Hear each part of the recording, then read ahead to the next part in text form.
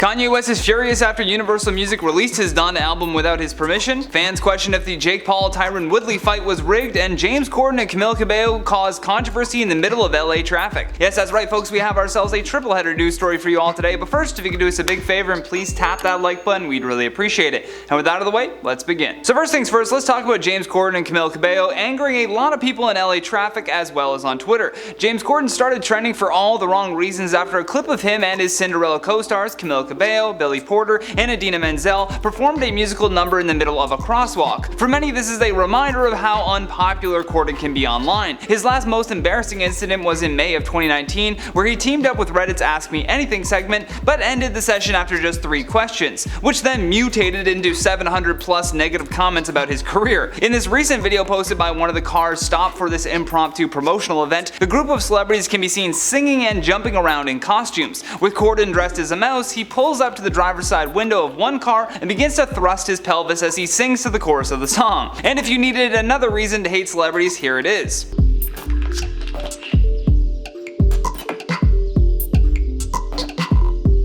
Just imagine you're having a terrible day at work and you're sitting in LA traffic, which is already horrible, and you're just wanting to get home, but you can't move because a bunch of millionaire celebrities are gyrating in Halloween costumes. Yeah, must be fun. Turns out the people from the UK don't even want James Corden to come back, with one person tweeting in response to the viral video and saying, "America, you're welcome to keep Corden. Yours, Great Britain." With another adding to my point earlier and saying, "It would have been great if you didn't block traffic to promote your movies. Some people aren't privileged and lucky enough to get fame and money and have to go to work to make ends meet." It seems like this crosswalk musical is just a part of Corden's show, but man oh man are people not here for it. I'd love to hear your thoughts on this though, so drop us a comment down below with how you feel about James Corden thrusting his hips in a mouse costume. Now let's move on to the recent Jake Paul vs Tyron Woodley fight that took place over the weekend. If you didn't hear yet, Jake beat Tyron by a split decision in what was Jake's longest fight to date. However, many eagle-eyed sports fans are furious with how things went down. First of all, Jake got hit with a nasty right hand from Tyron in the 4th round that sent him into the ropes and really had him off kilter for the rest of the fight. The bizarre thing is that Woodley didn't finish the fight right there. As Jake came back off the ropes, Tyron backed up instead of going for a finish, which is leading many to believe that the fight was rigged.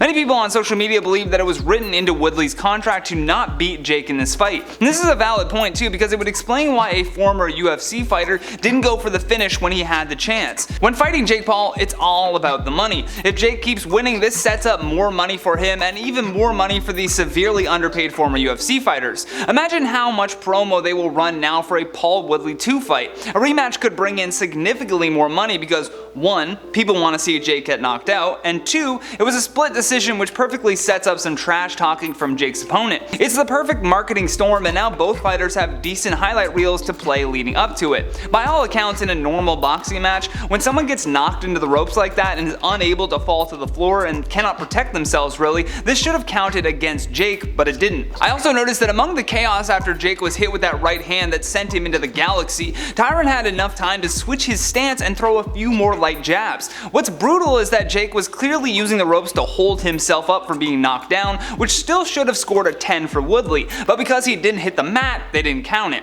After Jake won via split decision, Woodley demanded a rematch after the fight, but Jake set on one condition: Tyron would have to get "I love Jake Paul" tattooed on himself if he wanted the rematch. So who knows if these two will meet in the ring again, but regardless, Jake continues his unbeaten record as a boxer with 4 wins and 0 losses. Drop the word rigged in the comments section if you think this fight was fake though. And while you do that, let's talk about what Universal Music just did to Kanye West. We finally got to hear Kanye's new album Donda after weeks of teasing it and pushing the release date. And believe it or not, but Kanye still wasn't done tweaking the album. He alleged that his label's parent company, Universal Music Group, released his album without his approval. In an Instagram post, he goes on to say, "Universal put my album out without my approval and they blocked Jail 2 from being on the album. Jail 2 was a controversial collaboration song that he did with DaBaby and Marilyn Manson, and when the album first dropped, it was showing up as unavailable to play on many listening platforms. However, the track is now available to listen to, so this post may have scared the music executives." In addition to that, Kanye posted a screenshot of a conversation between him and his manager, where you can see that DaBaby's manager wasn't even giving clearance on his verse yet for Jail Part 2. We also got an explanation for Marilyn Manson showing up at a listening party as his voice appears on the hook for Jail Part 2. The interesting thing here though was that Kanye was the only one upset with Universal Music. The fact that he kept pushing the album's release meant that people were thrilled when Universal finally went ahead with it, making them look like the heroes and him looking like the villain. Either way, some believe that this album could result in Kanye breaking the record for most #1 albums of the century. The album has 27 tracks on it and comes out to about an hour and 48 minutes, and according to Apple Music, Donda hit #1 on their music charts in 130 countries. So even with him not feeling like the album was totally ready to be released, it's still going to make history, which is just wild. If you've heard the album already though, drop me your thoughts in those comments down below. And while you do that, I'm going to check out some of your comments from the video titled "We Need to Talk About Honey Boo Boo," aka Alana Thompson.